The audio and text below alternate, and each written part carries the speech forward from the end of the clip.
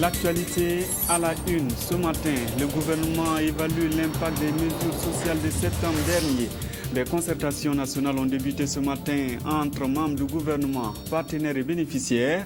Il faut justifier 64 milliards de francs. La guerre de communication continue au Congrès pour la démocratie et le progrès. Des femmes CDP du Kadiogo font allégeance au président du Faso. La coordination provinciale était face aux médias au moment où des militants de Bobo échangent. Vous les entendrez dans ce journal. Bonjour et bienvenue au 13h15 de la télévision du Burkina. Quel impact pour les mesures sociales du gouvernement? En septembre dernier, 64 milliards avaient été débloqués pour améliorer les conditions de vie des populations. 4 mois après, qu'est-ce qui a changé? Le gouvernement et ses partenaires évaluent depuis ce matin à Ouagadougou. Karim Patrick Namano. 83 720 jeunes et femmes bénéficiaires des travaux de haute intensité de main-d'œuvre, 3 000 volontaires adjoints de sécurité recrutés, 2 000 jeunes insérés dans le tissu économique, 10 200 orphelins et enfants vulnérables soutenus, un appui alimentaire pour 500 000 personnes indigentes. Les acquis des mesures sociales du gouvernement burkinabé se citent à l'appel. Plus de 64 milliards de francs CFA auraient été nécessaires à l'État burkinabé pour traduire en acte sa volonté de lutter contre le chômage, la pauvreté, de renforcer la solidarité nationale, de soutenir les groupes vulnérables et de relever le pouvoir d'achat des populations. Les bénéficiaires sont reconnaissants. L'IMO nous a beaucoup aidés. Chez nous, vraiment, on a beaucoup travaillé. Par exemple, maintenant, Tefora, c'est une petite ville. Maintenant, si tu rentres dans Tefora, c'est devenu comme une grande ville. C'est devenu ville maintenant, parce que le village est propre. Vers chez nous aussi, il y a l'or, on travaille l'or là-bas. Il y a les orpailleurs.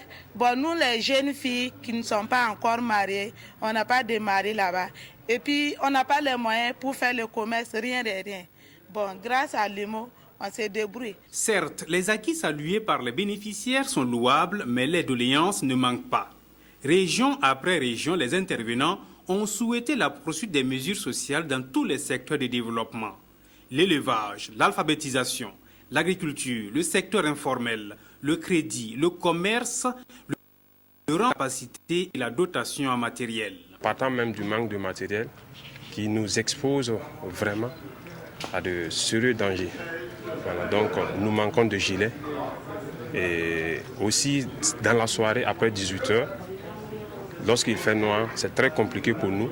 Si nous devrons être au niveau des carrefours sans gilet, sans bâton lumineux, alors nous pouvons être exposés. Recueillir de telles difficultés pour améliorer les mesures sociales, le gouvernement burkinabé s'engage. Les présentes concertations nationales, élargies aux représentants des bénéficiaires directs de toutes les régions, interviennent après 4 mois de mise en œuvre des mesures sociales.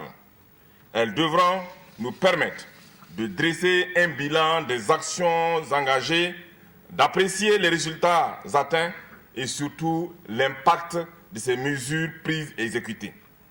Il s'agit principalement d'évaluer les principaux acquis enregistrés sur le terrain, de relever les insuffisances et les difficultés rencontrées en vue de proposer des solutions appropriées dans la perspective d'accroître l'impact de ces mesures pour les principaux bénéficiaires, les collectivités territoriales et l'économie nationale dans son ensemble.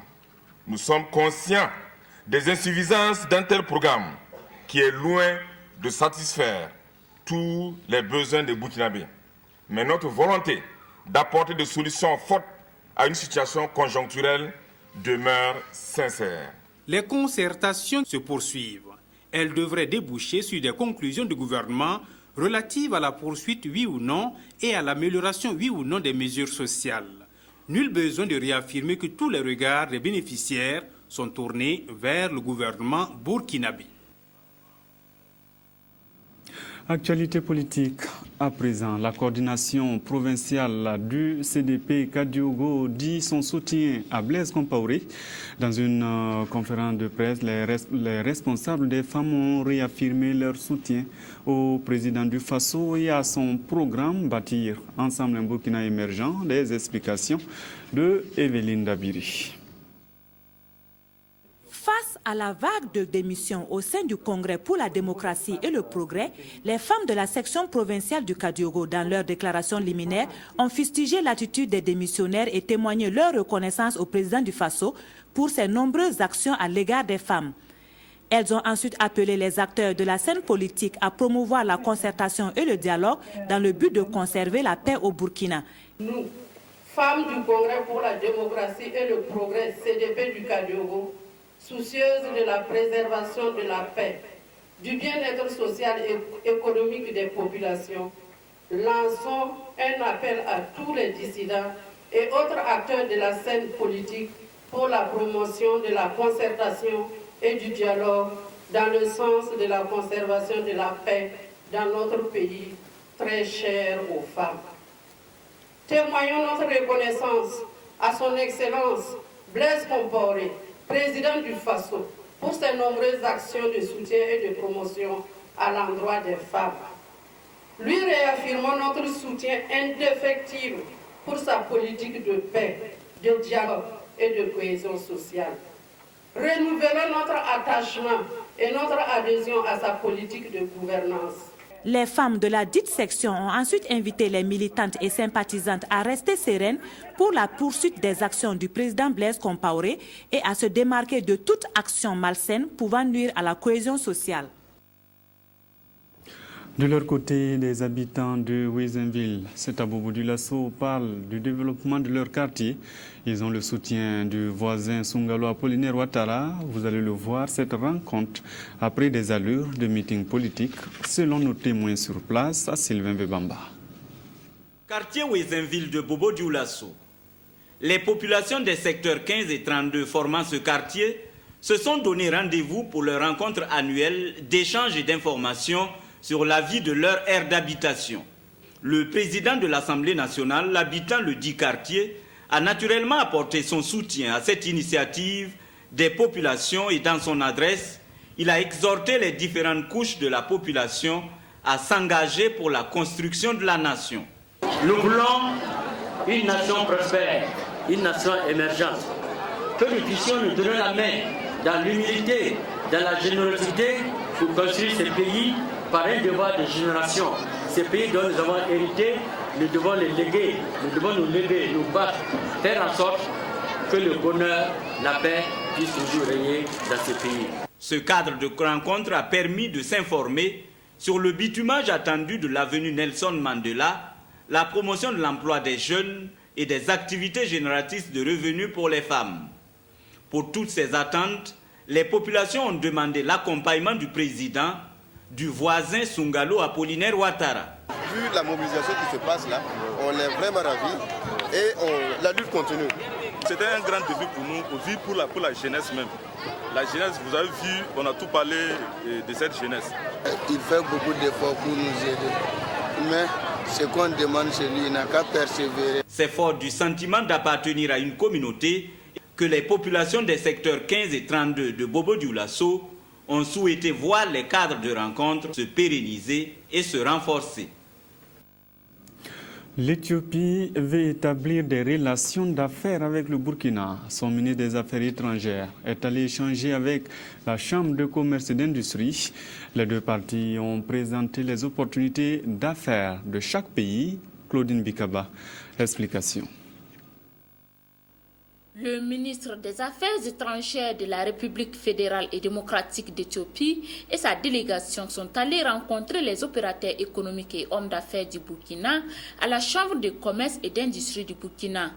Une rencontre qui a permis aux deux parties de présenter les opportunités d'affaires et d'investissement. Chose bien appréciée par la présidente de la Chambre de commerce, car selon elle, l'Afrique est le seul continent où les pays commercent très peu entre eux et les échanges ne représentent qu'une moyenne de l'ordre de 10 à 12 du volume total des échanges en Afrique. Une tendance qu'on devrait inverser, d'où l'appréciation de la démarche de la délégation éthiopienne. L'économie éthiopienne qui est en pleine transformation.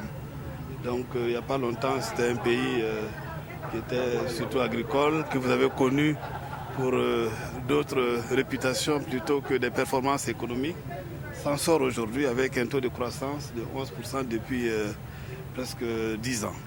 Il y a des handicaps qu'il faut peut-être lever, notamment les problèmes des visas dont on a évoqué. Alors je crois que s'il y a la fluidité dans la circulation des biens et des personnes entre nos pays, malgré la distance, nous devons pouvoir augmenter nos échanges dans le futur. Pour le ministre des Affaires étrangères d'Éthiopie, les opportunités que présentent les deux pays sont indéniables.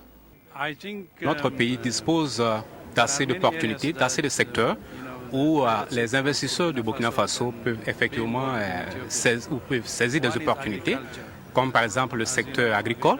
C'est un secteur où vous avez de l'expertise à prouver. Donc les investisseurs peuvent y venir et puis saisir des opportunités. En plus, je dirais aussi que, par exemple, le secteur de l'agro-industrie, c'est aussi un secteur où vous avez de l'expertise qui peut aussi vous permettre de saisir des opportunités d'affaires au niveau de notre pays. Vous avez aussi le secteur de mines. Votre pays aujourd'hui connaît un boom minier. Et nous pensons que vous pouvez encore utiliser cette expertise et tout ce boom-là pour aussi saisir les opportunités dans notre pays. Et sans oublier le tourisme aussi, qui est aussi un secteur où il existe des opportunités pour les hommes d'affaires de Burkina Faso. L'ambition des deux parties, c'est le renforcement des échanges et des investissements de part et d'autre pour permettre à l'Afrique de se développer sur le plan économique, condition sine qua non pour atteindre sa souveraineté politique, a dit le ministre des Affaires étrangères d'Éthiopie. Cette rencontre a pris fin par la signature du livre d'or de la Chambre de commerce et d'industrie du Burkina, ainsi que la remise d'un cadeau symbolique à la délégation éthiopienne. Le Millennium Challenge compte lance son volet marché avec le marché de Gassan. C'est l'un des 4 marchés prévus dans 4 communes rurales par le Compact. Plus d'1 milliard de francs sera injecté pour le projet Drissa Seri. Cela fait partie des investissements importants consacrés au projet de développement de l'agriculture du Compact MCC. La réhabilitation des marchés ruraux, y compris celui de Gassan, qui abrite les lancements officiels des travaux de construction et du système d'information des marchés. À travers la réhabilitation des marchés agricoles, le MCA Burkina Faso s'investit dans la lutte contre la pauvreté par l'amélioration de la valeur ajoutée des produits agricoles. 1,388 milliard de francs CFA seront mobilisés pour réaliser 4 marchés modernes à Di, Gouran, Soubagagné-Dougou et Gassan. Le marché doit permettre de sécuriser la production obtenue sans grand effort. Ce qui veut dire qu'il faut faire en sorte que les producteurs viennent avec leur production, puissent la stocker, vendre, fermer et partir et revenir la prochaine fois. En plus des marchés, nous avons développé ce qu'on appelle le système d'information des marchés. Ça veut dire quoi? Ça veut dire que nous développons un système qui permette en quelque sorte de donner l'information aux producteurs et aux consommateurs. La vallée du Sourou regorge d'énormes potentialités agro-silvo-pastorales. Un marché propice à l'écoulement de la production résout un tant soit peu le problème de débouché. Les bénéficiaires porteurs du projet ne peuvent que se réjouir.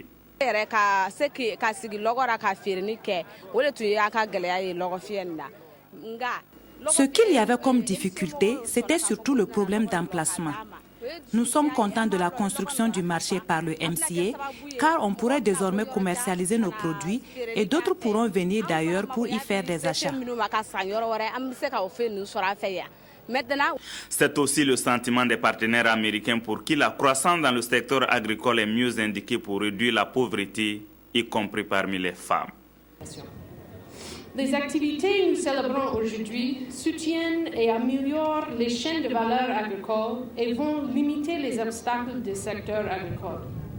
La réhabilitation des infrastructures marchandes rurales permettra à plus de 1700 producteurs de Gassan et d'autres localités de Di, Gouran et Soubakane et de Gougou de vendre leur production de manière rentable dans un environnement hygiénique et sécurisé.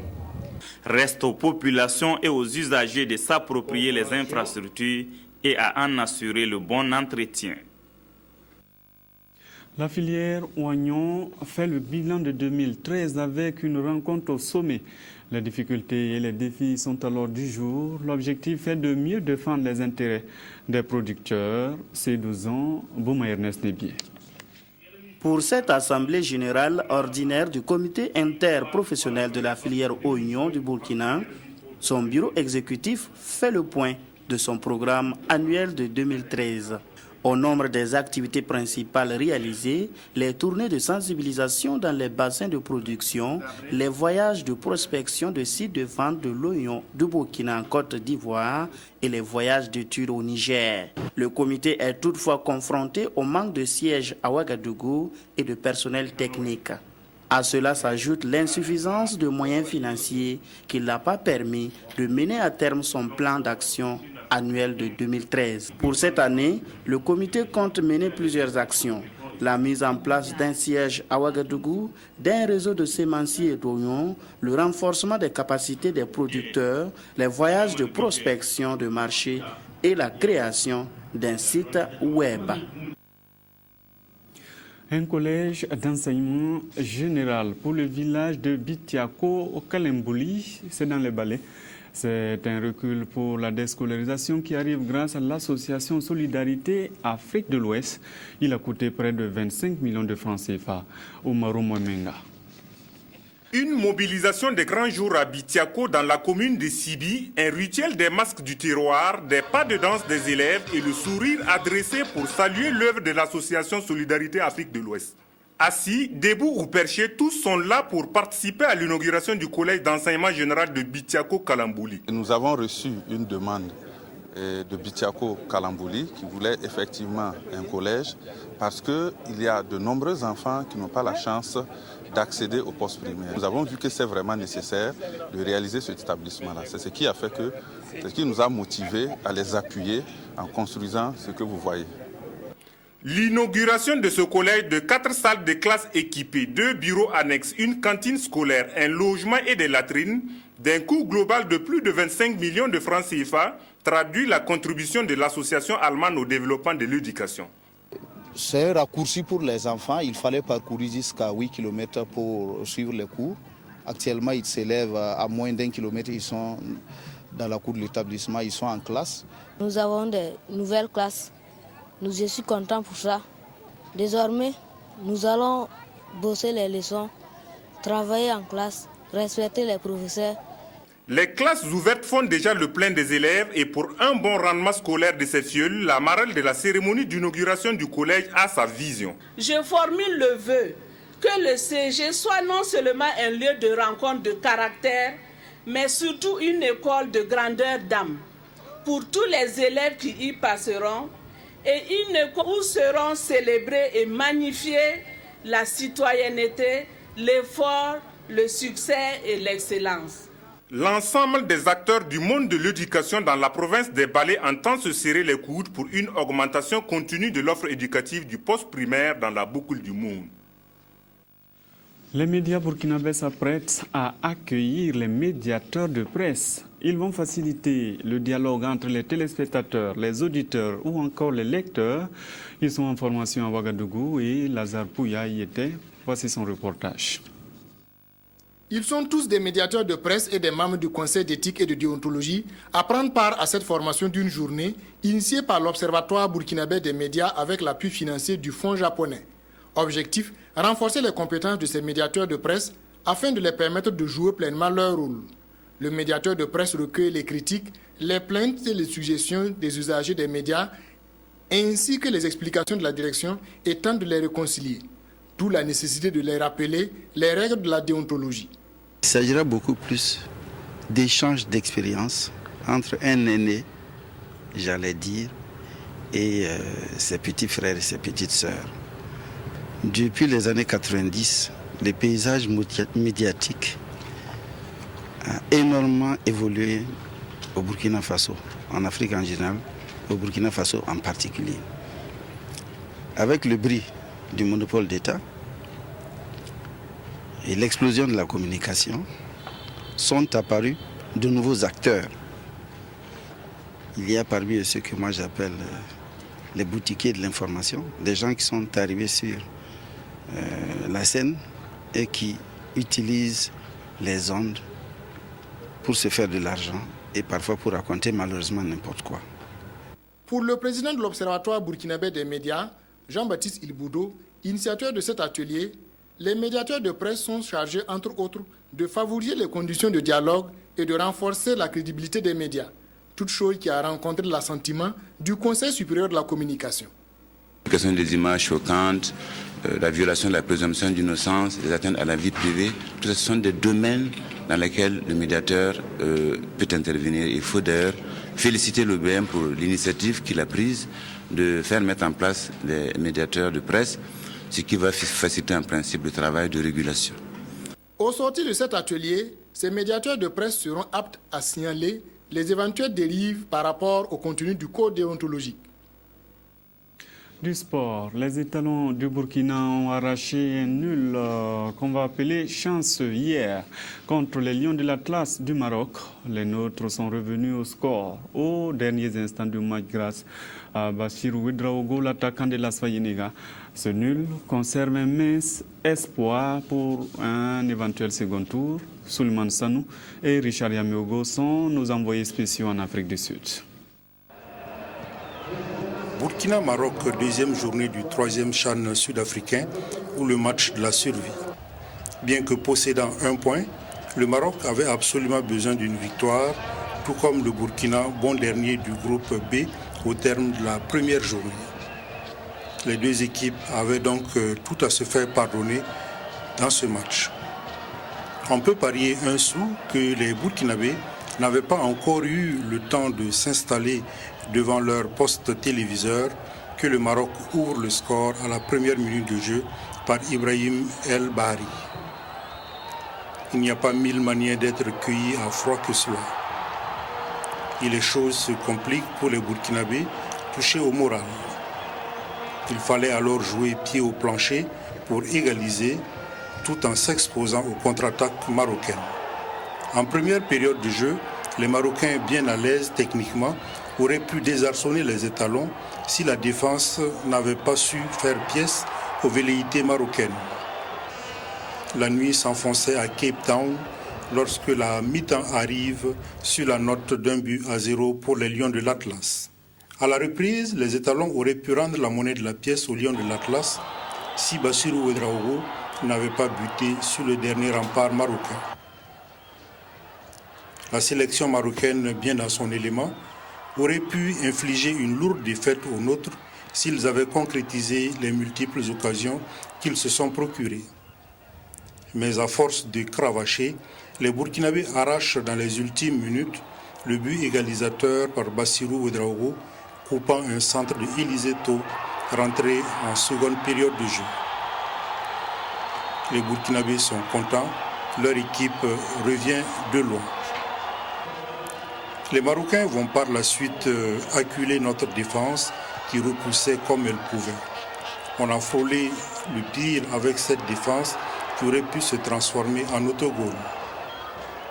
Full time et ouf de soulagement, Marocains et Burkinabés qui partagent le même hôtel à Cape Town se séparent sur la note d'un but partout.